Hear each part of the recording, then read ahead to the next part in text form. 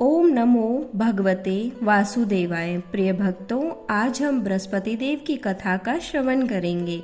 एक समय एक बहुत प्रतापी और दानी राजा राज करता था। वह नित्य गरीबों और ब्राह्मणों की सहायता करता था।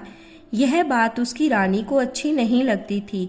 वह ना तो गरीबों को दान देती और ना ही भगवान का पूजन करती थी और राजा को भी दान देने से मना किया करती थी।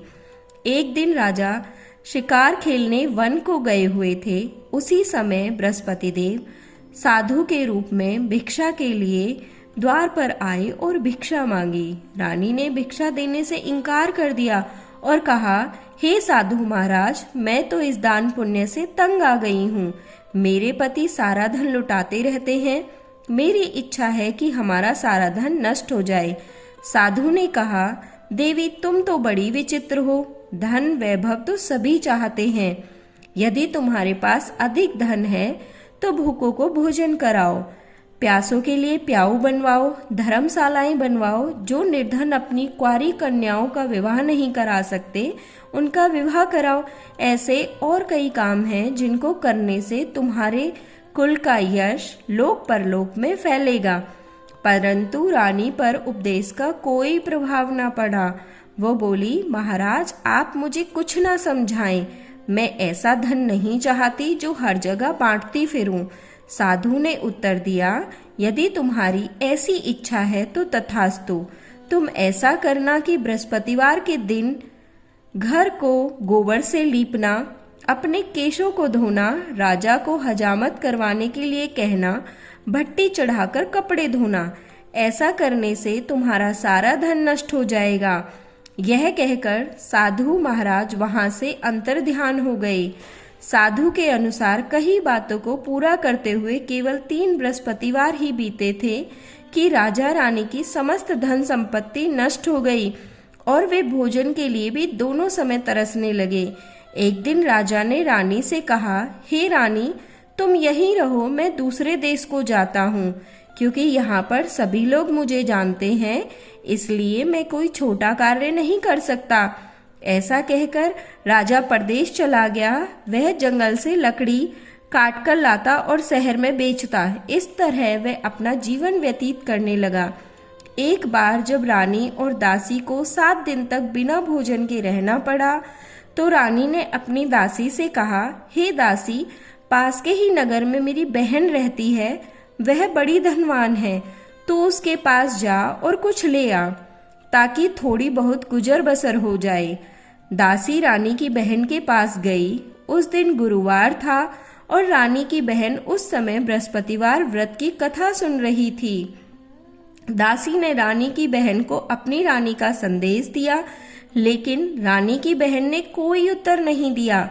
जब दासी को रानी की बहन से कोई उत्तर नहीं मिला तो वह बहुत दुखी हुई और उसे क्रोध भी आया। दासी ने वापस आकर अपनी रानी को सारी बात बता दी। सुनकर रानी ने अपने भाग्य को कोसा।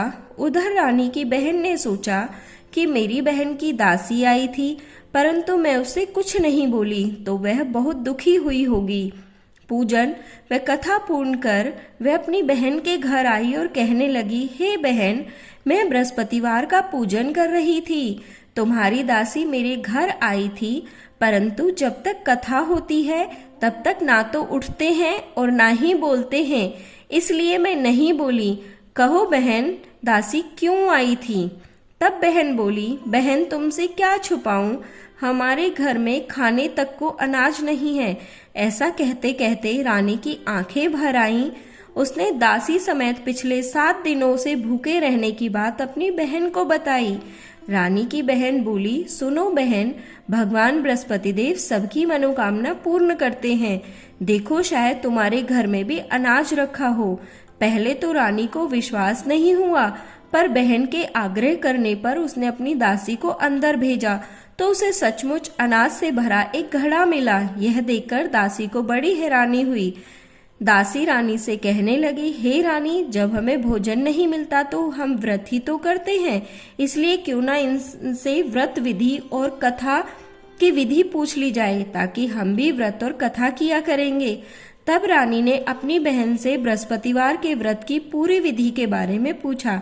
उसकी बहन ने बताया कि बृहस्पतिवार के दिन चने की दाल और मुनक्का से भगवान विष्णु का केले की जड़ में पूजन कर घी का दीपक जलाएं, कथा सुनकर पीला भोजन ही करें, इससे बृहस्पति देव प्रसन्न होते हैं।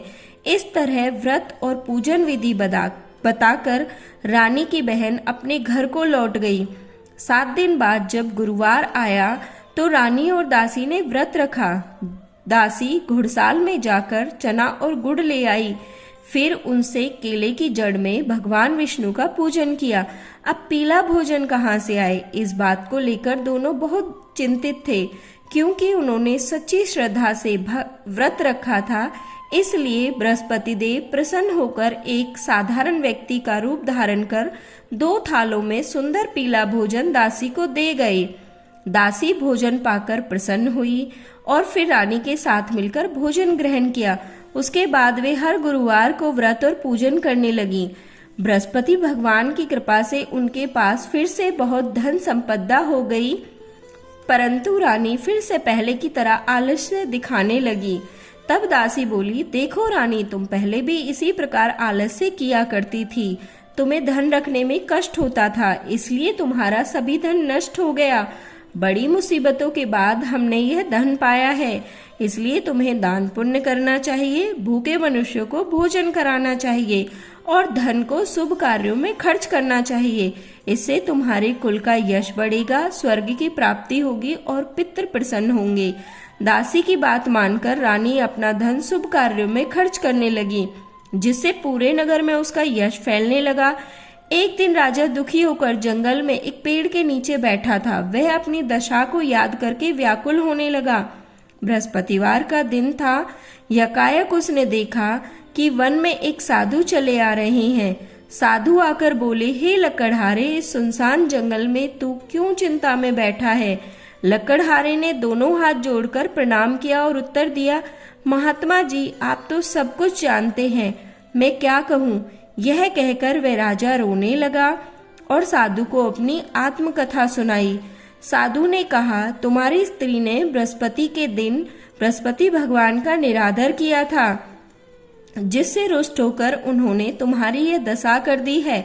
अब तुम मेरे कहने पर चलो, तुम्हारे सभी कष्ट दूर हो जाएंगे और भगवान पहले से भी अधिक संपत्ति देंगे। तुम बृहस्पति के दिन कथा किया करो, 2 पैसे के चने व मुनक्खा लाकर उसका प्रसाद बनाओ, शुद्ध जल के लोटे में गुड़ मिलाकर अमृत तैयार करो। कथा के पश्चात अपने परिवार और सुनने वाले प्रेमियों में अमृत व प्रसाद बांटकर स्वयं भी ग्रहण करो। ऐसा करने से भगवान तुम्हारी सभी मनोकामनाएं पूरी करेंगे। साधु के ऐसे वचन सुनकर लकड़हारा बोला, हे प्रभु, मुझे लकड़ी बेचकर इतना पैसा नहीं मिलता जिससे भोजन के उपरांत मैं कुछ बचा सकूं। मैंने रात्रि में अपनी स्त्री को व्याकुल देखा है। मेरे पास कुछ भी ऐसा साधन नहीं है जिससे मैं उसकी खबर मंगा सकूं। साधु ने कहा, हे लकड़हारे, तुम किसी बात की चिंता मत करो। बृहस्पति के दिन तुम रोजाना की तरह लकड़ियां लेकर शहर को जाओ। तुम्हें रोज से दुगना धन प्राप्त होगा, जिससे तुम भोजन भी कर लोगे और बृहस्पति देव की पूजा का सामान भी आ जाएगा। तुम बृहस्पति देव की कथा करना। मैं तुम्हें बृहस्पति देव की कथा सुनाता हूँ। प्राचीन काल में एक ब्राह्मण रहता था। वह बहुत निर्धन था। उसकी स्त्री बहुत मलिनता के साथ रहती थी। वह ना तो प्रतिदिन स्नान करती और ना ही किसी देवता का पूजन करती थी। इससे ब्राह्मण देवता बड़े दुखी थे। कुछ समय पश्चात ब्राह्मण के घर एक सुंदर कन्या पैदा हुई। कन्या बड़ी होने पर प्रातः स्नान कर भगवान विष्णु का जाप वह बृहस्पतिवार का पूजन एवं व्रत करने लगी। अपने पूजन पाठ को समाप्त करके विद्यालय जाती तो मुट्ठी में जौ भर कर ले जाती और पाठशाला के मार्ग में डालती जाती। तब ये जौ सोने के हो जाते और स्कूल से लौटते समय वह उनको बीनकर घर ले आती। एक दिन वह बालिका सूप में सोने के जौ फटक कर साफ कर रही थी तो उसके पिता ने देखा और कहा, हे बेटी, सोने के जौ के लिए सोने का सूप भी होना चाहिए। दूसरे दिन बृहस्पतिवार था।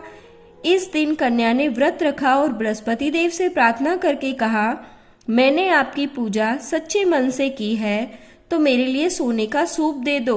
बृहस्पति देव ने उसकी प्रार्थना स्वीकार कर ली। रोजाना की तरह वह कन्या जौ फैलाती हुई जाने लगी। जब लौटकर जौ बीन रही थी तो बृहस्पति देव की कृपा से उसे मार्ग में सोने का सूप भी मिल गया। एक दिन की बात है, वह कन्या सोने के सूप में जौ साफ कर रही थी। उस समय उस नगर का राजपुत्र वहां से होकर निकला। वह कन्या के रूप और कार्य को देखकर मोहित हो गया। जाकर अपने पिता से कहा कि मैं उस लड़की से विवाह करना चाहता हूँ जो सोने के सूप में जौ साफ कर रही थी। यह सुनकर राजा बोला, मैं तेरा विवाह उसके साथ अवश्य करवा दूंगा। राजकुमार ने उस लड़की के घर का पता बतलाया। तब मंत्री उस कन्या के घर गए और ब्राह्मण देवता को सभी हाल बताया। ब्राह्मण देवता राजपुत्र के साथ अपनी कन्या का विवाह करने के लिए तैयार हो गए और विधि विधान से उस कन्या का विवाह हो गया। कन्या के विदा होने के पश्चात ब्राह्मण देवता के घर में गरीबी का निवास हो गया। उन्हें भोजन के लिए अन्न भी बड़ी मुश्किल से मिलता था। एक दिन दुखी होकर ब्राह्मण देवता अपनी बेटी के पास गए। बेटी ने पिता की दुखी अवस्था को देखा और अपनी माँ का हाल पूछा। तब ब्राह्मण ने सभी हाल कहा। बेटी ने बहुत सा धन देकर अपने पिता को विदा किया। इस तरह ब्राह्मण का कुछ समय तो सुखपूर्वक व्यतीत हो गया, लेकिन कुछ दिन बाद फिर वही हाल हो गया। ब्राह्मण फिर अपनी बेटी के यहाँ गया और सारा हाल कहा तो उसकी बेटी बोली, पिताजी आप माँ को मेरे पास ले आओ, मैं उसे बृहस्पति देव की व्रत और पूजन विधि बता दूंगी, जिसे श्रद्धा पूर्वक करने से आपकी गरीबी दूर हो जाएगी। वह ब्राह्मण अपनी स्त्री को साथ लेकर बेटी के ससुराल पहुंचा। तब बेटी अपनी माँ को समझाने लगी, माँ तुम प्रातःकाल प्रथम स्नान आदि करके भगवान विष्णु का पूजन करना। परंतु माँ ने उसकी एक भी बात का ध्यान नहीं दिया और प्रातःकाल उठकर अपनी बेटी के बच्चों की झूठन को खा लिया। इससे उसकी बेटी को बहुत गुस्सा आया और उस रात उसने अपनी माँ को कोठरी में बंद कर दिया। अगले दिन सुबह उसने अपनी माँ को बाहर निकाला और स्नान आदि करा के पाठ करवाया तो उसकी माँ की बुद्धि ठीक हो गई और वह प्रत्येक बृहस्पतिवार का व्रत रखने लगी। इस पूजन व व्रत के प्रभाव से उसके माता पिता बहुत ही धनवान होकर बृहस्पति देव के प्रभाव से इस लोक के सभी सुख भोग कर स्वर्ग को प्राप्त हुए। इस तरह कहानी कहकर साधु देवता वहां से अंतर्ध्यान हो गए। 4 दिन बाद बृहस्पतिवार का दिन आया। लकड़हारा जंगल से लकड़ी काटकर शहर में बेचने गया। उसे उस दिन अन्य दिनों की तुलना में दुगना धन मिला। लकड़हारे ने चना गुड़ लाकर गुरुवार का व्रत किया, लेकिन जब दूसरा गुरुवार आया तो वह बृहस्पतिवार का पूजन और व्रत करना भूल गया। इस कारण बृहस्पति भगवान नाराज हो गए। उस दिन उस नगर के राजा ने विशाल यज्ञ का आयोजन किया था और नगर में यह घोषणा करवा दी थी कि कोई भी नगरवासी अपने घर भोजन न बनाए, समस्त जन मेरे यहाँ ही भोजन करने आए। उस दिन लकड़हारा कुछ देर से पहुंचा तो राजा उसको अपने साथ महल में ले गए और अपने कक्ष में भोजन कराने लगे। तभी उस समय रानी भी वहां आ गई और उसने देखा कि जिस खूंटी पर उसका हार लटका हुआ था वह वहां पर नहीं है। रानी ने निश्चय किया कि मेरा वह हार इसी लकड़हारे ने चुराया। तब रानी के कहने पर राजा ने उसी समय सिपाहियों को बुलाकर उस लकड़हारे को कारागार में डलवा दिया। अब लकड़हारा दुखी होकर विचार करने लगा कि ना जाने कौन से जन्मों के कर्म से मुझे यह कष्ट प्राप्त हुआ है, और उस साधु को याद करने लगा जो जंगल में मिला था। उसी समय बृहस्पति देव साधु के रूप में प्रकट हुए और उसकी दशा को देखकर कहने लगे, अरे मूर्ख, तूने बृहस्पति देव का पूजन नहीं किया था, इसी कारण तुझे दुख प्राप्त हुआ है। अब तू चिंता मत कर, आने वाले बृहस्पतिवार के दिन बृहस्पति देव का पूजन व व्रत रखना। साधु महात्मा के कहे अनुसार बृहस्पतिवार के दिन लकड़हारे ने कथा कही और व्रत रखा। तो उसी रात्रि को बृहस्पति देव ने उस नगर के राजा को सपने में आकर कहा कि हे राजा, तुमने जिस लकड़हारे को कारागृह में बंद करके रखा है वह राजा है और निर्दोष है, उसे छोड़ देना। तुझे रानी का हार उसी खूंटी पर लटका हुआ मिलेगा। अगर तू ऐसा नहीं करेगा तो मैं तेरे सारे राज्य को नष्ट कर दूंगा। इस तरह रात्रि में सपने को सुनकर राजा प्रातःकाल उठा तो उसे वह हार उसी खूंटी पर लटका हुआ मिला। तब राजा ने उस लकड़हारे को बुलाकर क्षमा मांगी और सुंदर वस्त्र आभूषण देकर विदा किया। अब लकड़हारा अपने नगर को चल दिया। जब वह अपने नगर के निकट पहुंचा तो उसे बड़ा आश्चर्य हुआ। नगर में पहले से अधिक बाग, तालाब, मंदिर, कुएं तथा धर्मशालाएं आदि बनी हुई नजर आ रही थी। राजा ने जब पूछा कि यह सब किसने बनवाए हैं तो नगर के लोग कहने लगे, यह सब रानी और दासी ने बनवाए हैं। राजा ने महल पहुंचकर रानी से पूछा कि यह धन तुम्हें कैसे प्राप्त हुआ। तब रानी ने बताया कि हमें यह धन बृहस्पति देव के व्रत के प्रभाव से प्राप्त हुआ है। तब राजा ने निश्चय किया कि हर गुरुवार को तो सभी बृहस्पति देव का पूजन करते हैं, परंतु मैं प्रतिदिन दिन में 3 बार बृहस्पति देव की कथा कहूंगा और रोज व्रत किया करूंगा। अब हर समय राजा के दुपट्टे में चने की दाल बंधी रहती तथा दिन में 3 बार कथा कहता। एक रोज राजा को विचार आया कि चलो अपनी बहन के यहाँ हो आए। इस तरह निश्चय कर राजा घोड़े पर सवार होकर अपनी बहन के यहाँ जाने के लिए निकला। मार्ग में उसने देखा कि कुछ आदमी एक अर्थी को लिए जा रहे हैं। उन्हें रोककर राजा कहने लगा, अरे भाइयों, मेरी बृहस्पति देव की कथा सुन लो। तो वे बोले, लो, हमारा तो आदमी मर गया है और इसको अपनी कथा की पड़ी है। परंतु कुछ आदमी बोले, अच्छा कहो, हम तुम्हारी कथा सुनेंगे। राजा ने दाल निकाली और कथा कहना आरंभ किया। अभी कथा आधी ही हुई थी कि अर्थी पर लेटा हुआ मुर्दा हिलने लगा और कथा समाप्ति पर राम राम कहता हुआ वह मुर्दा उठकर खड़ा हो गया। बोलो बृहस्पति भगवान की जय। आगे बढ़ते हुए मार्ग में राजा को एक किसान खेत में हल चलाता मिला। राजा ने उसे रोककर कहा, अरे भैया, तुम मेरी बृहस्पतिवार की कथा सुन लो। किसान ने बोला कि जब तक मैं तेरी कथा सुनूंगा तब तक 4 हरैया जोत लूंगा। तू अपना कथा जाकर किसी और को सुनाना। यह सुनकर राजा आगे चलने लगा। राजा के आगे बढ़ते ही बैल पछाड़ खाकर गिर गए और किसान के पेट में बड़ी जोरों से दर्द होने लगा। उस समय किसान की मां रोटी लेकर आई। उसने यह देखा तो किसान से सब हाल पूछा। अपने बेटे की बात सुनकर वह बुढ़िया दौड़ी दौड़ी उस घुड़सवार राजा के पास गई और बोली, बेटा, मैं तेरी कथा सुनूंगी, तू अपनी कथा मेरे खेत पर चलकर ही कहना। राजा ने बुढ़िया के खेत पर जाकर कथा कही। कथा सुनने के बाद ही बैल उठकर खड़े हो गए और किसान के पेट का दर्द भी ठीक हो गया। राजा अपनी बहन के घर पहुंचा। बहन ने भाई की खूब मेहमानी की। दूसरे दिन प्रातःकाल राजा जगा तो वह देखने लगा कि सब लोग भोजन कर रहे हैं। राजा ने अपनी बहन से कहा कि ऐसा कोई है जिसने भोजन ना किया हो और मेरी बृहस्पतिवार की कथा सुन ले। बहन बोली, भैया, ये देश ऐसा ही है। पहले यहाँ लोग भोजन करते हैं, बाद में अन्य काम करते हैं। अगर कोई पड़ोस में हो तो देखकर आती हूँ। कई घर देखने के बाद भी उसे ऐसा कोई व्यक्ति नहीं मिला जिसने भोजन ना किया हो। कुछ दूर और जाने पर वह एक कुम्हार के घर गई जिसका लड़का बीमार था। उसे मालूम हुआ कि कुम्हार के यहाँ 3 दिन से किसी ने भोजन नहीं किया। रानी ने अपने भाई की कथा सुनने के लिए कुम्हार से कहा। वह तैयार हो गया। राजा ने कुम्हार के घर जाकर उसके परिवार को बृहस्पतिवार की कथा सुनाई, जिसे सुनकर कुम्हार का लड़का ठीक हो गया। ऐसा होने पर चारों ओर राजा की प्रशंसा होने लगी। एक दिन राजा ने अपनी बहन से कहा, हे बहन, हम अपने घर को जाएंगे, तुम भी तैयार हो जाओ। राजा की बहन ने अपनी सास से पूछा तो सास ने कहा, हाँ चली जा, परंतु अपने लड़कों को मत लेकर जाना, तेरे भाई के कोई औलाद नहीं है। बहन ने राजा से कहा, भैया, मैं तो चलूंगी, पर कोई बालक नहीं जाएगा। तब राजा बोला, जब कोई बालक ही नहीं चलेगा तो तुम ही क्या करोगी। बड़े दुखी मन से राजा अपने नगर को लौट आया। राजा ने अपनी रानी से कहा, हम निर्वंशी राजा हैं।